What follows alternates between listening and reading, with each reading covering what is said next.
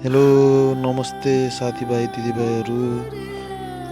अहिले हामी हेर्दैछौँ यो सेतीको किनाराको बगर महतगौडा र यो महतगौडाको छेउमा एकदम ठुलो पहिरो आएको छ। यो पहिरोले सेती खोलालाई एकदम टालिदिएर एकदम यसको जमिन भित्रबाट पानी निस्किरहेको छ।